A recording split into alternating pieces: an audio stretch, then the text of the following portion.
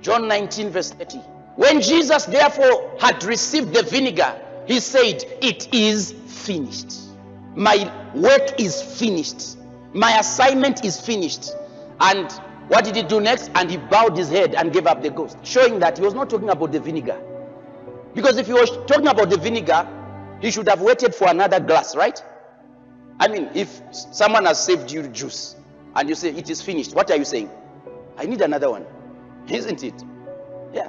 Otherwise you say I'm full. But when you say it is finished, you are saying bring me another.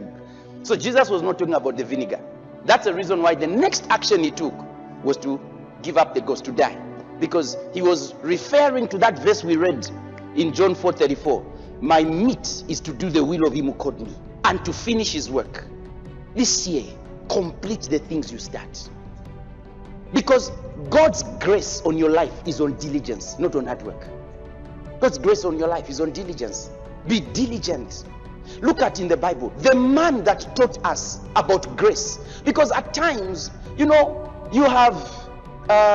can have misunderstanding of what grace is and lose your grip of progress in life, because grace is not synonymous with laziness.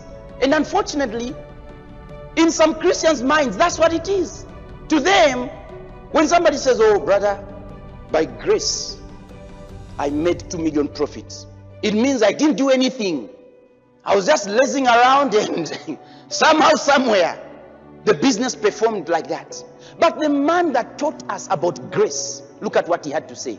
1 Corinthians 15 verse 10. Hallelujah. Oh, this year you'll be diligent. You'll be so diligent. Look at. He says, but by the grace of God, I am what I am.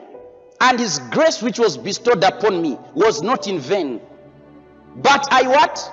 I labored more abundantly than they all. Yet not I, but the grace of God which was with me. True manifestation of grace is seen in your diligence. That's what Paul is saying. The man that wrote 2/3 of the New Testament is telling us that it was not just the grace of God. I understood how to use grace, and I used grace gracefully. How? By laboring. God is a respecter of work. God is a respecter of work. And that's why for the single sisters, you have this brother, you have your list, 5 top things today. Go and replace number 1 with diligence. Diligence is more important than every other thing on that list, I'm telling you.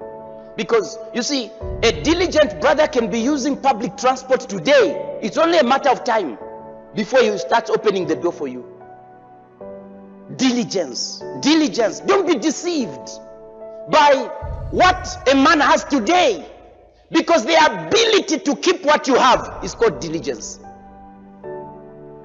If you don't have diligence, no matter what you have, they are on the way out. They are going. Those things are going. Those things are going, because the way to keep them. Proverbs 10. Let's go to Proverbs 10 verse 4. He becometh poor that dealeth with a slack hand, but the hand of the diligent maketh rich. So you may have got it, Pastor. Hide it.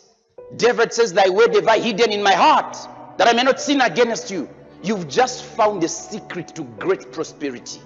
Diligence. He says, the hand of the diligent maketh rich. It maketh rich.